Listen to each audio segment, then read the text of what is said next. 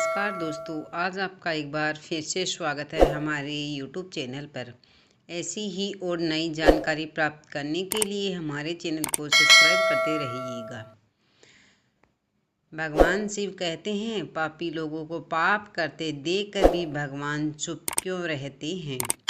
एक समय की बात है जब देवर्षि नारद नारायण नारायण का जाप करते हुए भगवान शिव के दर्शन करने के उद्देश्य से कैलाश पर्वत पर जाते हैं।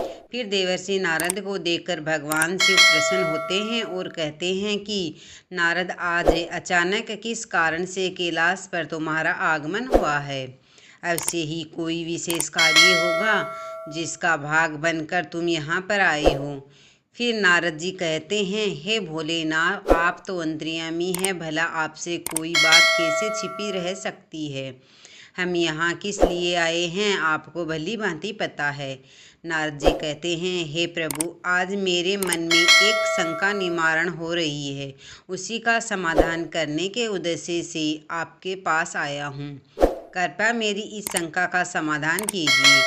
तब भगवान शिव कहते हैं, हे नारद, तुम्हारे मन में जो भी शंका है निसंकोच होकर कहे, तुम्हें तुम्हारी इन शंका का समाधान करके खुशी होगी। फिर नारद जी कहते हैं, हे प्रभु, पापी लोगों को पाप करते देखकर भी भगवान चुप क्यों रहते हैं।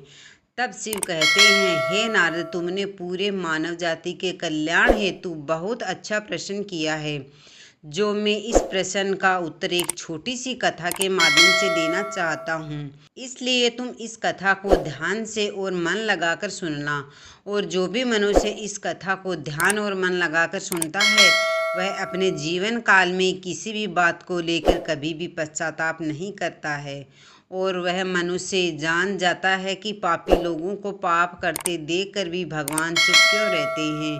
फिर भगवान शिव कथा को सुनाना प्रारंभ करते हैं। शिव कहते हैं, प्राचीन समय की बात है, एक जंगल में एक मोरनी और मोर का जोड़ा रहता था। वह दोनों पति पत्नी एक दूसरे से बड़ा ही प्रेम करते थे, एक दूसरे का बड़ा आदर और सम्मान करते रहते थे। उनके बीच जीने सुख और आराम से कट रहा था। उनके जीवन में किसी भी प्रकार का कोई दुख नहीं था। फिर एक दिन की बात है, मोरनी अपने पति को मोर से कहती है, हे पिया जी, भगवान की जिंदगी कितनी सुखी है, कितनी आराम भरी है। फिर इस दुनिया को चलाना होता है और बैठे बैठे वह पूरी दुनिया चलाते हैं। उन्हें कोई मेहनत का काम नहीं करना पड़ता और उन्हें उनके भक्त अच्छे अच्छे भोग भी लगाते हैं और उन्हें अच्छे अच्छे पकवान खाने को मिलते हैं। दूसरी ओर हमारा जीवन इतना कठिन है, हमें रोज़ अपना दाना पानी लोगों से छुप छुपा कर जंगल में ढूंढना पड़ता है। प्रिय श्रोताओं, इस मोर पर कहता है, हे प्रिय, ऐसा नहीं है, भगवान का काम बहुत कठिन है। भगवान को यह पूरी सृष्टि चलाने के लिए बड़ी मेहनत करनी पड़ती है। मैं तुम्हें एक कथा के माध्यम से समझाता हूँ, तब तुम्हें मेरी बात समझ में आएगी। मोर मोरनी से कहता है, एक गांव की बात है। उस गांव में भगवान शिव का एक बहुत ही सुंदर मंदिर बना हुआ था और उस मंदिर के बगल में एक छोटा सा भगवान भोलेनाथ शिवलिंग भी था। उस मंदिर की देखभाल के लिए उसी गांव का एक भोला नाम का व्यक्ति सेवा में लगा हुआ था, जो सुबह शाम मंदिर की सफाई करता था और दोनों समय ध्यान करने के बाद भगवान की पूजा अर्चना करता था। वह आदमी बहुत ही निर्धन और दुखी था। मंदिर पर आने वाले श्रद्धालुओं द्वारा उसे जो कुछ दान दक्षिणा दी जाती थी, वही उसी से अपने जीवन का गुजारा करता था। मंदिर परिसर में काम करते करते वह अपनी जिंदगी से जुड़ी निजी शिकायत भगवान की प्रतिमा के सामने खड़ा होकर करता रहता था। कभी घर की बातें, कभी परिवार की बातें, कभी दुनिया भर की बातें करता था। फिर आगे मोर मोरनी से कहता है, एक दिन की बात है, वह भगवान भोलेनाथ के शिवलिंग की प्रतिमा के समक्ष खड़ा होकर दोनों हाथ जोड़कर कुछ शिकायतें करने से रहा था और वह कह रहा था, हे भगवान, आपकी ज़िंदगी कितनी आरामदायक है। आप तो बस मंदिर में एक जगह आराम से बैठे रहते हैं और लोगों की प्रार्थनाएं सुनते रहते हैं, और कोई तुम्हें लड्डुओं का भोग लगाता जाता है तो कोई प्रसाद चढ़ाता है। तरह तरह के मिष्ठान और पकवान भी आपको यहीं बैठे बैठे खाने को मिलते रहते हैं। तुम्हारा जीवन इतना आसान है और मेरी ज़िंदगी इतनी कठिन है, और मेरी छोटी सी ज़िंदगी है, उसमें हज़ारों तरह के दुख भरे पड़े हैं और हज़ारों तरह की परेशानियां आप दे गए हैं। दिन भर कड़ी मेहनत करता हूँ, तब कहीं 2 समय का खाना मैं अपने परिवार के लिए जुटा पाता हूँ। और वही पापी पाखंडी लोगों को देखो, दिन रात बुरे कर्मों में लिप्त रहते हैं, फिर भी मौज की ज़िंदगी जी रहे हैं। हे भगवान, यदि मेरी भी ज़िंदगी आपकी तरह हो जाती तो मेरा जीवन कितना खुशहाल होता। तभी उसने उस भक्त की ऐसी बातें सुनकर भगवान से रुका नहीं गया और वह उसी शिवलिंग के प्रतिमा से ही अपने त्रिभुज रूप में भगवान शिव अपने नंदी के साथ में प्रकट हो जाते हैं और कहते हैं, हे पुत्र, तुम गलत सोच रहे हो। तुम जैसा सोच रहे हो वैसा नहीं है। दूर से देखने पर सबका जीवन अपने जीवन से अच्छा लगता है। जब भी हमें वास्तविक ज़िंदगी का पता चलता है, तब समझ में आता है कि यह तो मुझसे भी गया गुजरा जीवन जी रहा है। तुम मेरी ज़िंदगी को आसान समझ रहे हो, मेरा जीवन उतना आसान नहीं है जितना तुम समझ रहे हो। तुझे भी बहुत सारी चीज़ें देखनी पड़ती है, बहुत सी व्यवस्थाएं बनानी पड़ती है, बहुत सी चिंताएं लगी रहती है। अच्छे के साथ अच्छा कैसे हो और बुरे के साथ बुरा कैसे हो, यह सब सोचना पड़ता है। कोई किसी असहाय को रुलाता है तो कोई पीड़ित को पीड़ा देता है, उसी रक्षा करनी पड़ती है। मेरी ज़िंदगी को जिस दिन तुम समझ जाओगे, उस दिन तुम्हें मेरी मेहनत के बारे में भी पता चल जाएगा। फिर भगवान शिव उस भोला नाम के व्यक्ति से कहते हैं, हे पुत्र, इतना आसान नहीं है भगवान बनना। जिस तरह एक पिता बनकर मनुष्य अपनी संतान के लिए अपने दायित्वों को निभाता है, उनके दुख सुख अच्छे बुरे का ख्याल करता है, उसी तरह तुम उसका ख्याल रखना पड़ता है। इतनी सारी जिम्मेदारियों को एक साथ निभाना पड़ता है।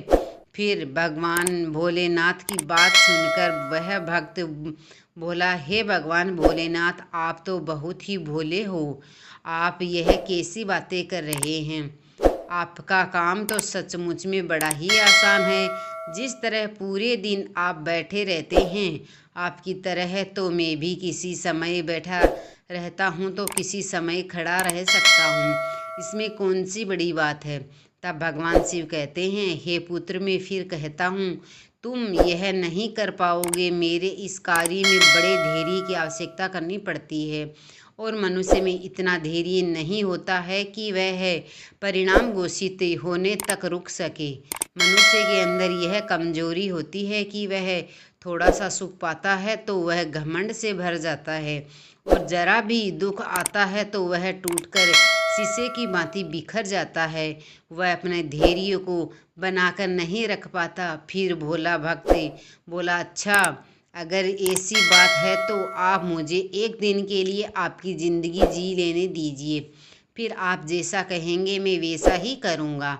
मोर आगे अपनी पत्नी मोरने से कहता है कि हे प्रिय, भगवान भोलेनाथ ने उस भोला नाम के व्यक्ति को बहुत समझाया, पर वह बड़ा जिद्दी था। उसने भगवान शिव की एक भी बात नहीं मानी।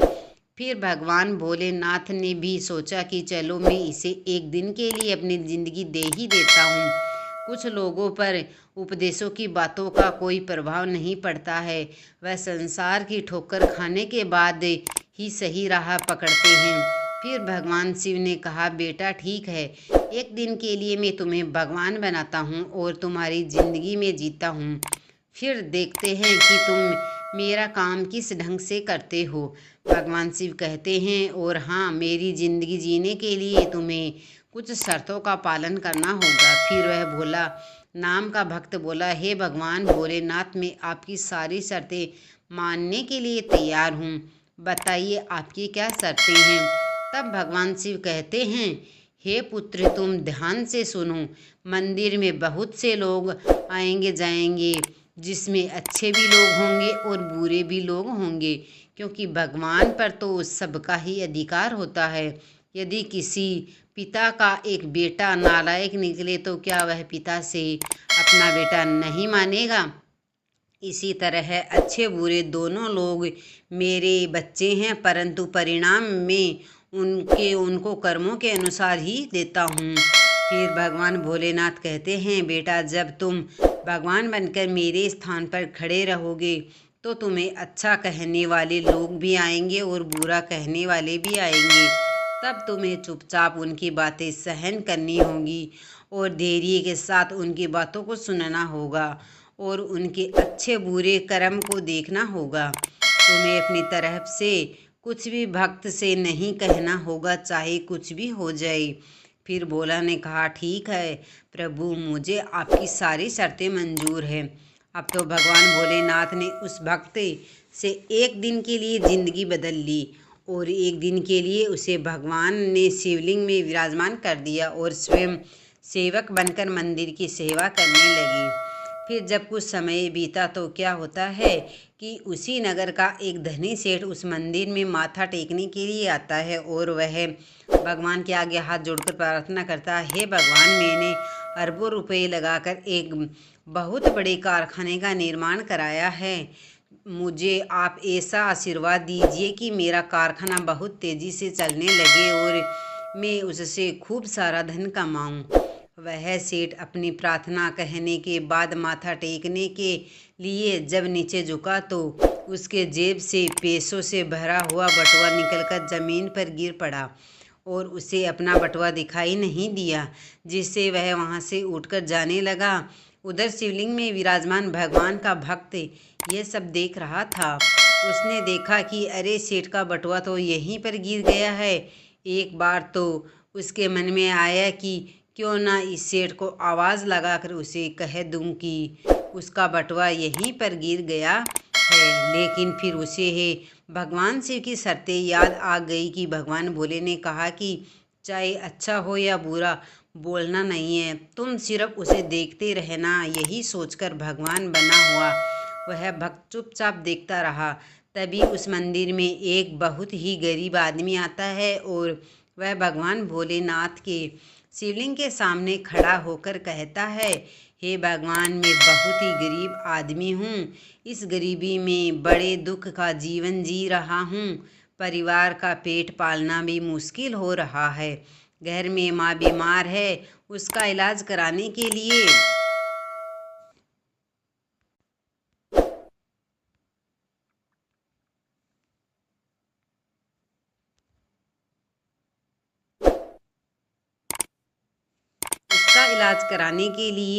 मेरे पास पैसे नहीं हैं। मैं कहाँ से व्यवस्था करूँ? कुछ समझ नहीं आ रहा है कि आगे का मेरा जीवन कैसे चलेगा। आज मेरे पास मात्र 10 रुपये हैं। इससे तो ना एक समय का राशन आ पाएगा और न ही माँ की दवाई। कुछ कृपा कर दो भोलेनाथ, जिससे मेरी ज़रूरतें पूरी हो जाए। इतना कहकर वह आदमी ज़मीन से जाने इतना कहकर वह आदमी मंदिर से जाने लगा। तभी उसकी नज़र पैसों से भरे एक बटुए पे पड़ी। उसने तुरंत बटुआ उठा लिया। उसमें बहुत सारे पैसे देखकर वह मन ही मन में खुश होने लगा और भगवान को धन्यवाद देने लगा। हे भगवान भोलेनाथ, आप वास्तव में बड़े महान हो। आपने मेरी प्रार्थना इतनी जल्दी सुन ली। इन पैसों से अब मैं अपने परिवार के लिए राशन की व्यवस्था करूँगा और अपनी माँ का इलाज करवाऊँगा। फिर उधर भगवान बनकर शिवलिंग में विराजमान भक्त सोचने लगा, अरे, यह बटुआ तो उस अमीर सेठ का है और यह गरीब आदमी इसे उठाकर ले जा रहा है। एक बार तो उसके मन में आया कि आवाज़ देकर इसे बता दूं, यह बटुआ उसका नहीं बल्कि एक सेठ का है जो वह उसे ले जा रहा है। लेकिन तुरंत ही उसे भगवान भोलेनाथ की शर्तें याद आ गई, इसलिए वह चुपचाप मौन बनकर शिवलिंग की प्रतिमा में विराजमान था। अब गरीब आदमी के जाने के कुछ देर बाद मंदिर में एक व्यक्ति आता है और वह तीसरा व्यक्ति एक सैनिक था जो अगले ही दिन अपने राजा के साथ युद्ध पर जा रहा था। वह मंदिर में भगवान से प्रार्थना करने आया कि उसकी यात्रा सुरक्षित रहे और वह युद्ध के बाद सकुशल अपने घर लौट आए। वह सैनिक प्रार्थना कर ही रहा था कि इतने में वही व्यापारी अपने कुछ लोगों के साथ मंदिर में दाखिल होता है, जिसका पैसों से भरा हुआ बटुआ मंदिर में गिर गया था। अब सेठ कहने पर सेठ ने लोगों ने उसे सैनिक को पकड़ लिया और उसे पकड़कर ले जाने लगे।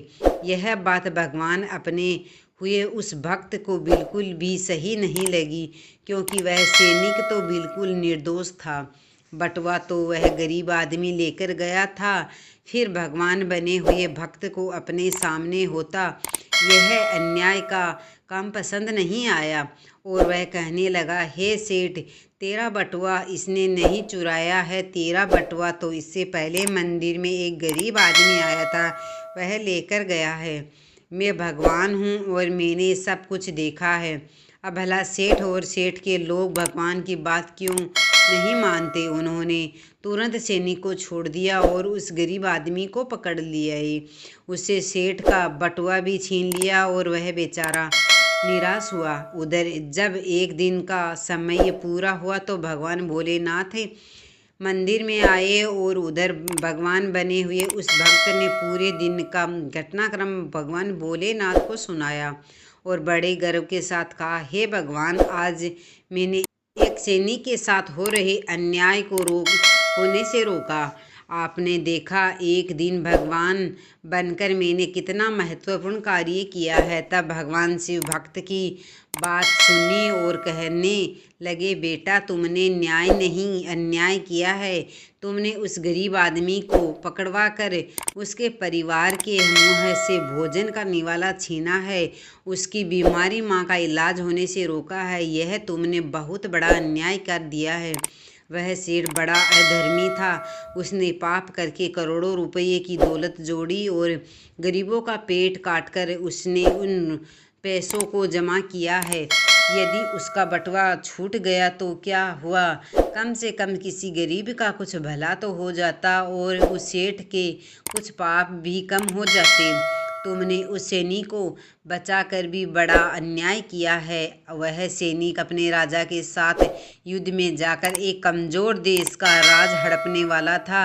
जानते हो उस युद्ध में कितने निर्दोष सैनिक मारे जाएंगे? तुमने उसे बचाकर बहुत बड़ा अन्याय किया है। भक्त को भोलेनाथ की बात को सुनकर बड़ा पश्चाताप हुआ और कहने लगा, मैं तो वही देख पा रहा था जो मेरी आंखों के सामने हो रहा था। उसके पीछे की सच्चाई कुछ और होगी, यह मैं नहीं देख पा रहा था। फिर भक्त आगे कहता है, हे भगवान भोलेनाथ, दुनिया को सिर्फ आप ही चला सकते हैं, क्योंकि आप जीवन के हर पहलू को अच्छी तरह से देख सकते हैं। आप जो करते हैं अच्छा ही करते हैं। गलत तो हम हैं जो जीवन की वास्तविकता को समझ नहीं पाते हैं। उससे पहले ही आप पर दोष लगा देते हैं। जब हमारे साथ कुछ गलत हो रहा था या हमारे हिसाब से कुछ नहीं होता है तो उस समय हम अपना धैर्य खोकर भगवान को दोषी मानने लगते हैं और उन्हें दोष करने लगते हैं। हम यह समझ नहीं पाते कि हमारे साथ हो रहे गलत कार्य में भी भगवान की कोई ना कोई योजना छुपी होती है, जो आगे चलकर हमारे लिए हितकर साबित हो सकती है। फिर वह भक्त भगवान भोलेनाथ से कहता है, हे भगवान भोलेनाथ, मनुष्य की समझदारी इसी में है कि हमें गंभीरतापूर्वक कार्य के आगे और पीछे के परिणाम को सोच लेना चाहिए। यदि आपके साथ अपनी मर्जी के अनुसार कुछ नहीं हो पा रहा है तो उसे भगवान की मर्जी समझनी चाहिए और उसे आगे भगवान जो करता है वह अच्छा ही करता है, ऐसा सोचकर अपने कर्तव्य पर ध्यान देना चाहिए। फिर उसके बाद भगवान शिव उस भक्त से कहते हैं, हे पुत्र, क्या अब तुम्हें पता चल गया कि भगवान बनना इतना आसान नहीं है?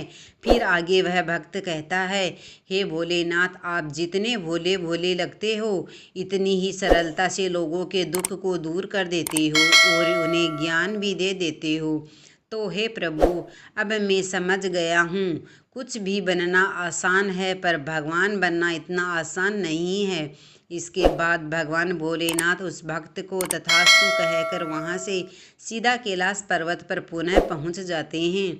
फिर भगवान शिव देवर्षि नारद से कहते हैं, वह मोर मोरनी अपनी पत्नी से कहता है, हे प्रिय, अब बात करते हैं उन 2 कानों की जिनकी वजह से भगवान पाप होते हुए देखकर भी चुप क्यों रहते हैं। पहला कारण तो यह है कि भगवान तब तक अपनी मदद नहीं करेंगे जब तक आप दुनिया वालों पर निर्भर रहेंगे। जिस दिन आप खुद पर तथा भगवान पर निर्भर हो जाएंगे उस दिन वह आपकी मदद के लिए जरूर आएंगे। दूसरा कारण यह है कि भगवान मनुष्य के कर्म भी देखकर चलते हैं कि किसको कहाँ पर किस कर्म का दंड मिलना चाहिए और किसको किस कर्म का फल मिलना चाहिए।